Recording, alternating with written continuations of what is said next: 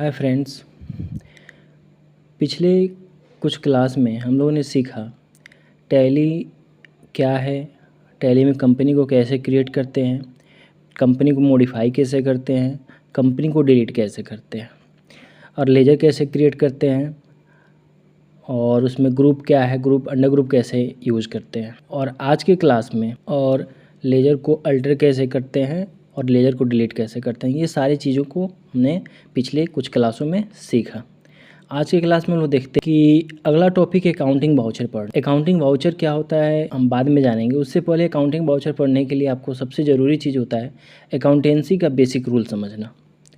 जब हम अकाउंट्स पढ़ते हैं तो उसमें कुछ बेसिक्स रूल्स होते हैं जो अकाउंट्स में बहुत ज़्यादा है, हम टैली में जितना यूज है उतना ही हम देखेंगे, जिसमें अकाउंटिंग बेसिक रूल के बारे में जानेंगे।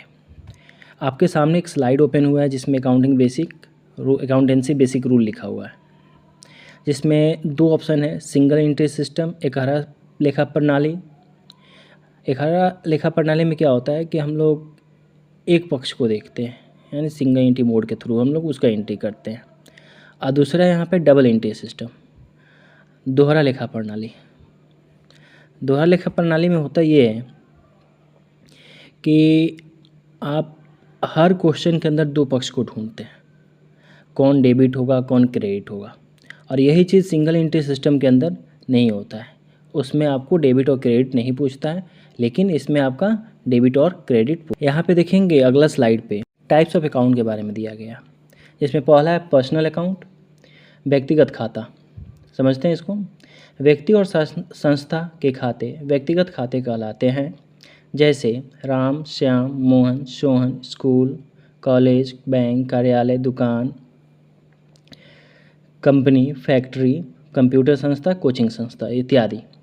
मतलब ये है यानी कि ऐसा खाता जो किसी व्यक्ति का हो या किसी संस्था का हो। संस्था में स्कूल, कॉलेज, बैंक, कार्यालय वगैरह सब आ जाता है। मतलब ये है कि ऐसा संस्था कोई व्यक्ति हो या कोई ऐसी संस्था हो, उन सभी खातों को हम लोग व्यक्तिगत खाता कहते हैं।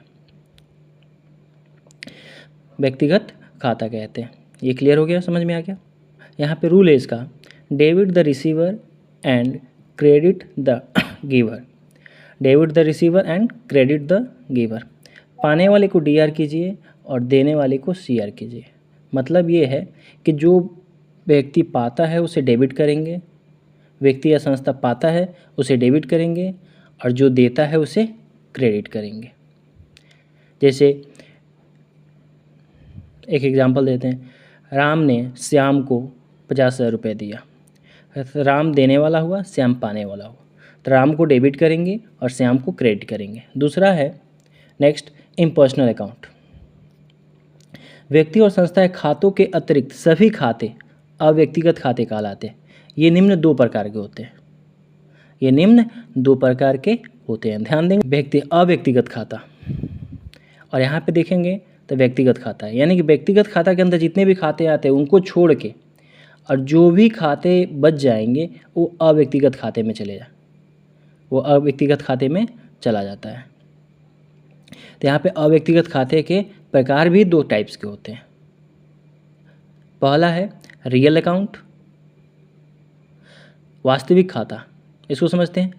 वस्तु और संपत्ति के खाते वास्तविक खाते कहलाते हैं, जैसे माल गुड्स, रोकड़ कैश, भूमि भवन, plant machine furniture, computer typewriter, motor van, ख्याति गुडविल को कहते हैं इत्यादि।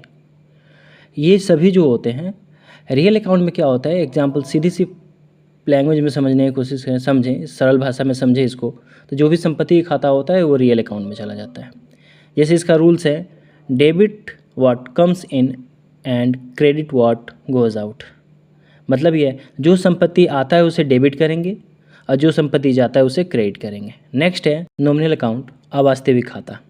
आय व्यय तथा लाभ हानि के खाते अवास्तविक खाते कहलाते हैं, जैसे वेतन सैलरी, मजदूरी वेक्स, कमीशन, ब्याज इंटरेस्ट, चंदा सब्सक्रिप्शन, दान donation, telephone bill, electricity bill, मरम्मत व्यय यानी रिपेयर्स, बीमा प्रीमियम, इंश्योरेंस प्रीमियम, डिस्काउंट, ढुलाई यानी कैरेज ट्रांसपोर्टेशन, कैरेज फ्रेट, यात्रा व्यय, ट्रैवलिंग एक्सपेंस, व्यापार खर्च, ट्रेडिंग एक्सपेंस, कार्यालय ऑफिस एक्सपेंसेज, ह्रास, डिप्रिसिएशन, बैंक खर्च यानी बैंक चार्ज, आग से हानि, लॉस बाई फायर, चोरी से हानि, लॉस बाई थेफ्ट, दुर्घटना से हानि, चोरी से हानि, लॉस बाई थेफ्ट, दुर्घटना से हानि, लॉस बाई एक्सीडेंट इत्यादि।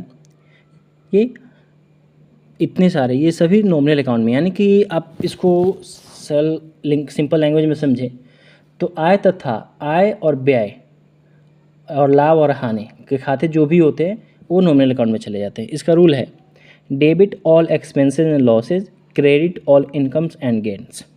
मतलब ये है कि सभी खर्चा तथा हानि को डेबिट करो और आय और लाभ को क्रेडिट करो। सभी खर्चा तथा हानि को डेबिट करो, आय और लाभ को क्रेडिट करो। समझ गए? ये 3 बेसिक रूल हैं और आप टैली पढ़ना चाहते हैं तो इसको अच्छे से पढ़ के समझना होगा आपको और बहुत ही बारीकी से इसको समझ के याद करना होगा। बस सिंपल सा रूल्स है और सिंपल सा ये